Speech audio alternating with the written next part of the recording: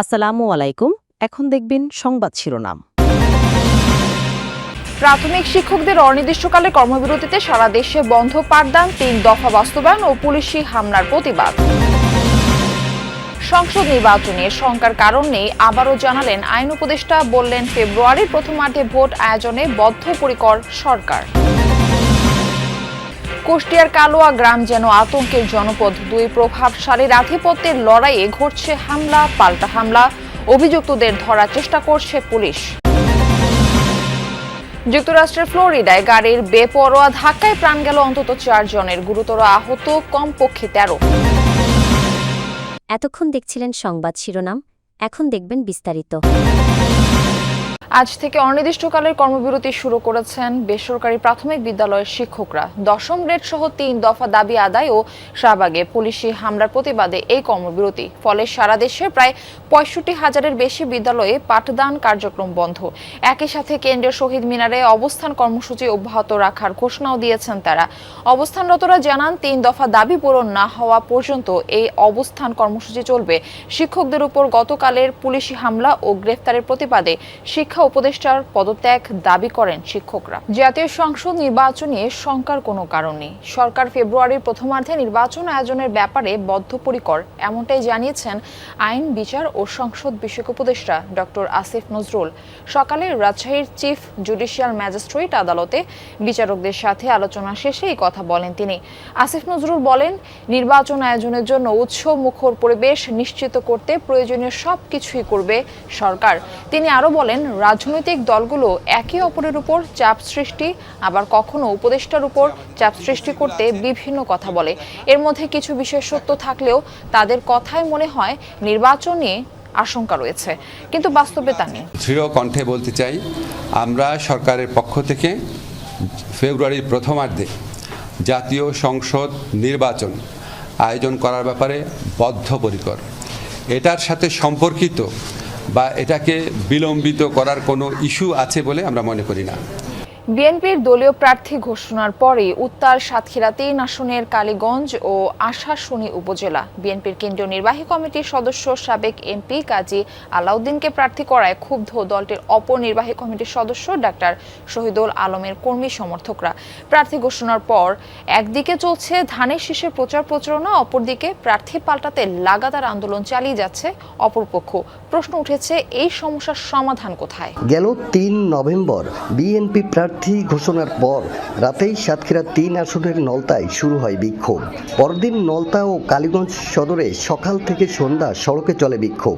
একটাই দাবি, ডাক্তার শহীদুল আলমের মনোনয়ন। ডাক্তার শহীদুল ভাই যদি আমাদের এখানে আসে, তাহলে আমরা ইনশাআল্লাহ দেশনায়ক তারেক রহমানকে এই আসনটা উপহার দিতে পারবো। তার নমিনেশন নেওয়ার জন্য আমরা এই রাজপথে নেমেছি। যতদিন পর্যন্ত না দেবে ততদিন আমরা এই রাজপথেই থাকবো। আমরা জনগণ তার প্রিয় হইয়া তার জন্য আজকে রাজপথে আইছি। প্রার্থী বদলাতে বিক্ষোভ, মানববন্ধন, কালো পতাকা মিছিল সহ লাগাতার কর্মসূচি পালন করছে এক পক্ষ। দাবি পূরণ না করা পর্যন্ত আন্দোলন চালিয়ে যাওয়ার ঘোষণা দিয়েছেন ডাক্তার শহীদুল আলমের অনুসারীরা। সবশেষ গণপদত্যাগ কর্মসূচিরও ঘোষণা রয়েছে তাদের। জুলাই অভ্যুত্থানে চানখারপুলে শহীদ আনাস সহ 6 জনকে হত্যার মামলায় বরখাস্ত ডিএমপি কমিশনার হাবিবুর রহমান সহ 8 পুলিশের বিরুদ্ধে মামলার 14তম দিনের সাক্ষ্য গ্রহণ আজ। বিচারপতি গোলাম মর্তুজা মজুমদারের নেতৃত্বাধীন আন্তর্জাতিক অপরাধ ট্রাইব্যুনাল 1-এ এই সাক্ষ্য গ্রহণের কথা রয়েছে। এখন পর্যন্ত এই মামলায় 22 জন সাক্ষ্য দিয়েছেন।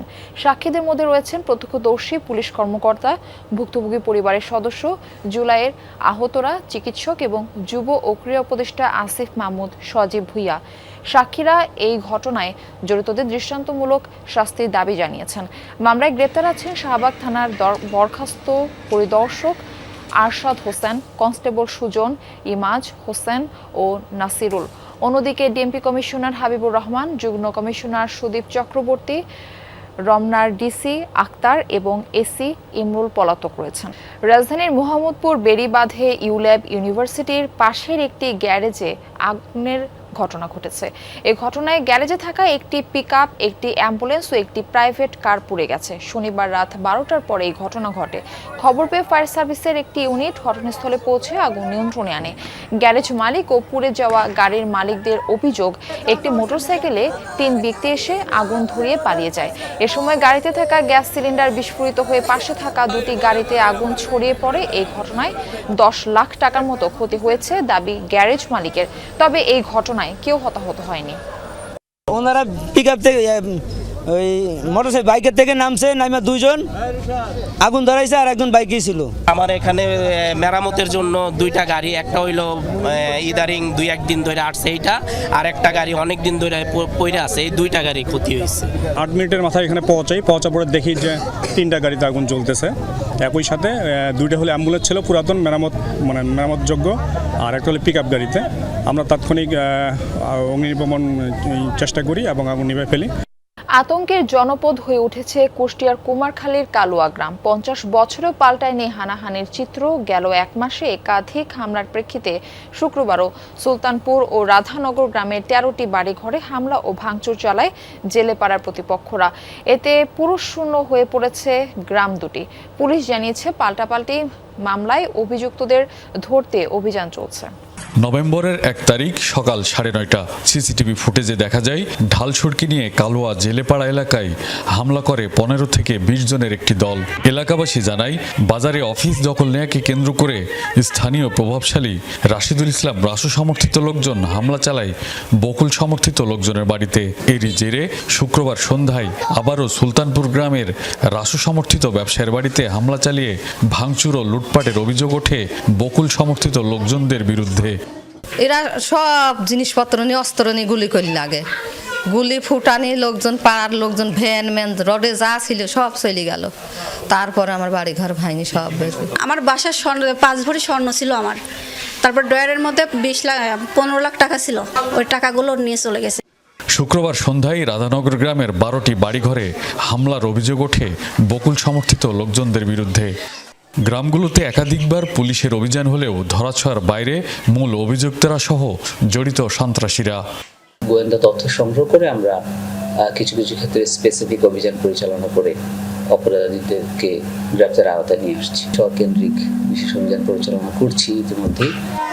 যুক্তরাষ্ট্রের ফ্লোরিডায় গাড়ির বেপরোয়া ধাক্কায় প্রাণ গেছে অন্তত 4 জনের, গুরুতর আহত 13 জন। শনিবার ফ্লোরিডার ট্যাম্পা শহরে হয়েছে এই দুর্ঘটনা। হাইওয়েতে বেপরোয়াভাবে চলতে থাকা গাড়িটিকে চিহ্নিত করে নিরাপত্তা বাহিনী থামানোর চেষ্টায় ব্যর্থ হলে পিছনে পুলিশের গাড়ি ধাওয়া খেয়ে গতি বাড়িয়ে দেয় চালক। এক পর্যায়ে হারিয়ে ফেলে নিয়ন্ত্রণ, ধাক্কা মারে একটি ভবনে। এই ঘটনায় ঘটনাস্থলে মারা যায় 3 জন। হাসপাতালে নেওয়া হলে প্রাণ যায় আরও 1 জনের। আহতদের মধ্যে বেশ কয়েকজনের অবস্থা আশঙ্কাজনক। এই ঘটনায় আটক করা হয়েছে 22 বছর বয়সী এক তরুণকে। চলছে তদন্ত। আলোচনায় পাকিস্তানের সংবিধানের 27তম সংশোধনী অনুমোদন পেলে তৈরি হবে প্রতিরক্ষা বাহিনীর প্রধানের পদ। আজীবন সাংবিধানিক সুরক্ষা দেওয়া হবে শীর্ষ সামরিক কর্মকর্তাদের। পাশাপাশি দায়িত্বে থাকাকালীন যে কোনো ফৌজদারি মামলা থেকে দায়মুক্তি পাবেন সরকার প্রধান। এছাড়া একাধিক সংস্কারের প্রস্তাব করা হয়েছে বিচার বিভাগে। শনিবার পার্লামেন্টের উচ্চকক্ষে উপস্থাপন করা হয় সংবিধান সংস্কারের খসড়া প্রস্তাব। মে মাসের ভারত পাকিস্তান সংঘাত শেষে ফিল্ড মার্শাল উপাধি দেওয়া হয়েছিল পাকিস্তানের সেনাপ্রধান আসিম মুনিরকে। এবারে চিফ অব আর্মি স্টাফকে সাংবিধানিকভাবে প্রতিরক্ষা বাহিনীর প্রধান করার তোড়জোড় শুরু করেছে শেহবাজ শরীফের সরকার। এরই মধ্যে দেশটির কেন্দ্রীয় মন্ত্রিসভায় অনুমোদনের পর পার্লামেন্টের উচ্চকক্ষ সিনেটে সংবিধানের 27তম সংশোধনী বিলের খসড়া প্রস্তাব করা হয়েছে, যাতে সংবিধানের 243তম অনুচ্ছেদের বেশ কিছু পরিবর্তনের প্রস্তাব দেওয়া হয়েছে। এই সংশোধনী অনুমোদিত হলে বাতিল হবে সামরিক বাহিনীর জয়েন্ট চিফ অব স্টাফ কমিটির চেয়ারম্যানের পদ। এছাড়াও শীর্ষ